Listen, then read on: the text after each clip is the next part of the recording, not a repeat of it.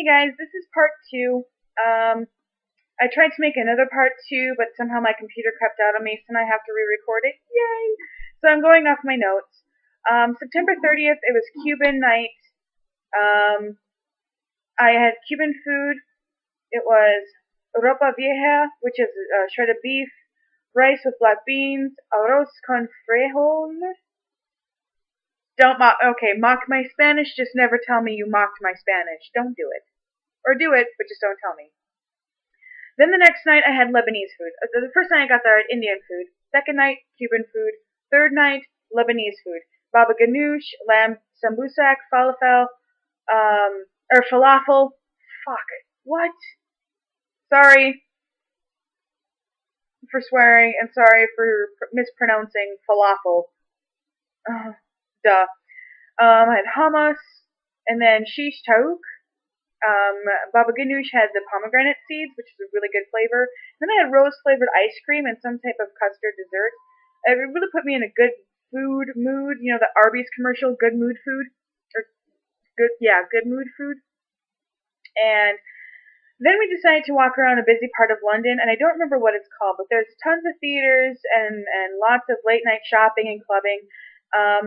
Then we got back, both Sarah and I got back to the hostel, and there were the cliquish, drunk, skinny cocoa butter bitches. Oh my gosh. I don't think I've ever had any sort of problem with, I don't think I've ever had any problem with, um, with people in hostels, but I really had a problem with them because everything that came out of their mouths was just irritating. There are so many examples, and I just can't think of one in particular. Um, but you know, I wrote it down somewhere, all those quotes that they gave me. So when I find the sheet of paper that has the quotes, I will come back and I will explain to you how irritating they are. I can't. Oh, irritating. Nails on a chalkboard every time they talked. Everything they said was just. Oh, like I said, I will explain it to you when I find that sheet. And even then, when I explain to you these quotes, you then will get irritated at them. I know I did. So, after that, the night before I was going to go to Scotland, I still had not purchased my train ticket. And because I had procrastinated getting this train ticket, I had an additional expense. So I finally familiarized myself with the tube station. Normally, tube stations or underground subways, anything like that, kind of scares me or freaks me out because I need some sort of direction. I am when it comes to directions, even if it's at night, if I drive there, I go by landmarks, and once I get there, once by myself, or even if I'm driving with other people, I then know how to get there for the rest of my life practically. I hardly know street names in Grand Forks, in Bismarck, and Minot, but I know kind of where things are based upon what's around it, the landmarks and such. North, south, east, and west is also concrete. So if somebody says left or right, that doesn't. Yes, I know left and right, obviously, but it doesn't make any sense because if they're like, oh, so turn right and then you're going up the street. Well, if you come from the opposite direction, or if you take a wrong turn left and right, you are then screwed. But you can always find north. You can almost always find north. North Star, the way the sun is setting, what time it is in the day, you can figure out where you are just based upon north, south, east, west. That is concrete. So left and right, don't ever give me directions left and right because I might get there or I might get really, really, really lost. And then I will be angry because nobody ever said north, south, east, west. So I familiarized myself with the tube station with Sarah's help, and so then it alleviates a little bit of that stress. It seems like if I were to stop and figure out where I am, somebody would just kind of push me. I get pushed around the tube station. Everybody seems to be wrapped up in their own lives, and that's both to be. I guess somebody could say that it's to be expected in London because it is such a city center and it is a central money area, a central area just for industry and markets, business and such. It's still it's fun to visit, but I would not want to live in London ever. For visits, yes, entertainment, exciting, holiday, but not to live there. It's just too much for this country kid. So I get my $26 ticket to Scotland. It's £26, and then I have this little mini freak out again because I'm traveling by myself and I'm so unsure of myself. And because it says £56 on £56 for this ticket, but it says off times. I don't know for sure when the train leaves, even though another train that has a £130 ticket leaves at 10 o'clock in the morning from the station that's right down from my hostel. I don't know how I'm going to print off the ticket. I don't know which track or which platform it is. I stress about it. So I get to the train station an hour before the train leaves. And it takes about 5 to 10 minutes to walk to this train station. It's not that hard to find. So I get down there and I see when I walk in, there's a few different stores for snacks and magazines and such. And then there's a place for you to print off your ticket if you ordered online. I don't know if I used like the official website. I don't know if I used any sort of coupon that I should have had. There's so many things that I just don't know. So I walk up, and because it's in English, and I figure out which buttons to push through the reservation number or the credit card. You put it into the machine, it prints off your ticket. It was just fine. It was just fine. I had freaked out for nothing. So then I'm at this train station about 45 minutes too early, or 45 minutes before my train leaves.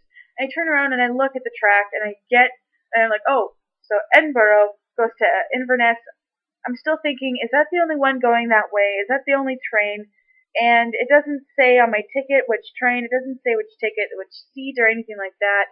Found out that there's reservations on. You can reserve a seat if you had paid a little bit more on the train, but there's still unreserved seating. So you may not have gotten the window or the aisle or whatever you prefer, but really, for £56 the night before, not going to care.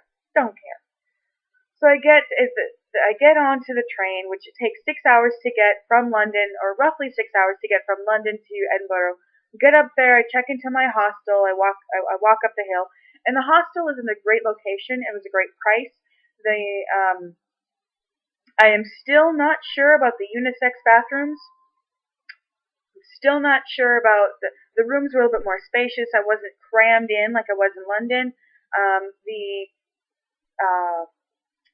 The rooms were the hostel was still secure. It was safe. When I got up to my room, I noticed that the beds were a little rickety, and it's pretty much that foam padding, about 2.5 inches thick. That foam padding, it had a sheet over it, and that was really all that for bedding for support. It was pretty much that on plywood. So that wasn't as desirable, but I can sleep just about anywhere. It works, and that's really all that a hostel is. If you're looking for comfort, spend more money, go to a cheap hotel. Just suck it up. So I'm down the hill, right down the hill from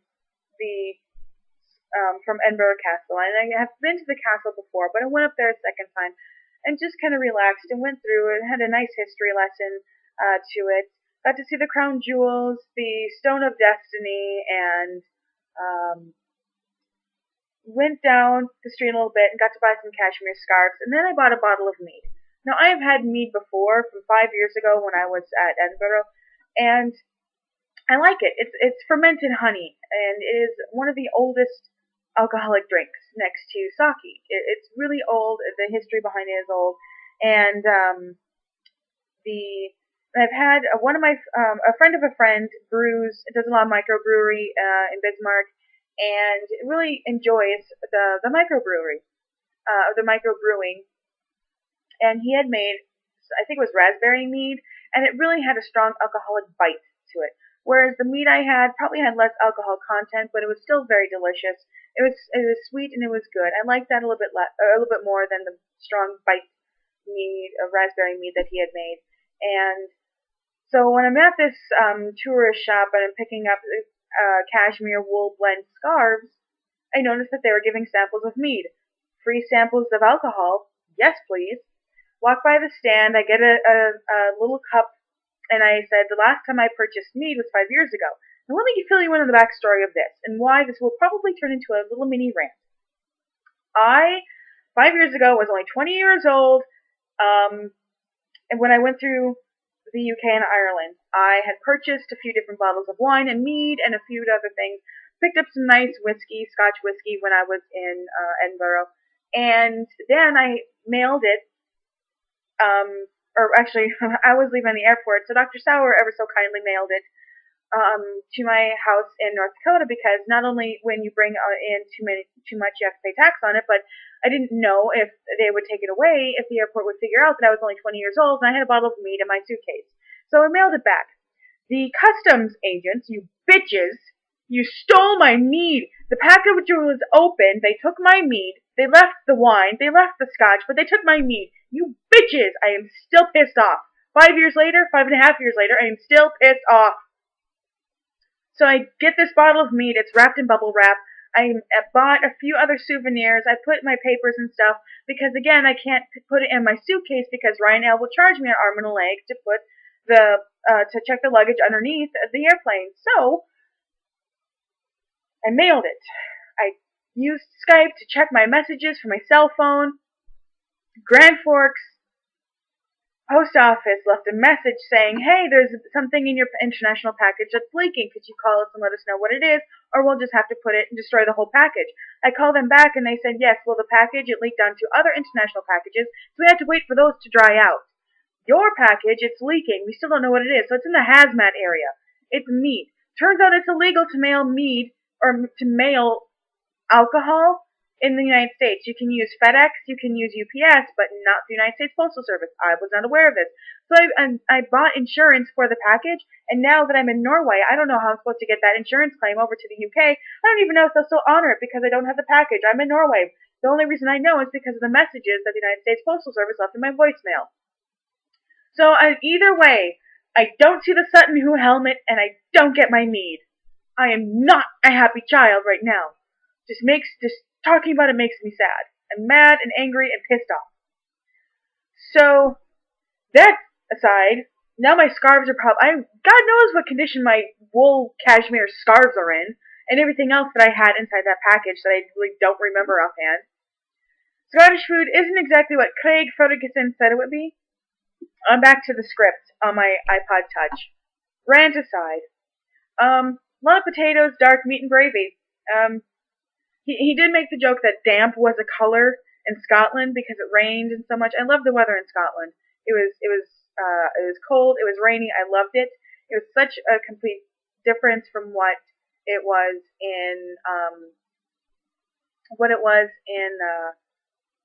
London. And so after I went through the castle, after I went through the different tourist shops, mailed a package, had a couple snacks here and there. I checked out on my way to the National Museum. I checked out the National or the Scottish Library. Turns out it was Banned Book Week, the same week in the United States. They had a display of banned books, and they did have a display of why things are the way they are, whether it be political, criminal justice, blasphemous, libel. There was a list of ones that were considered too sexual risque and all that stuff.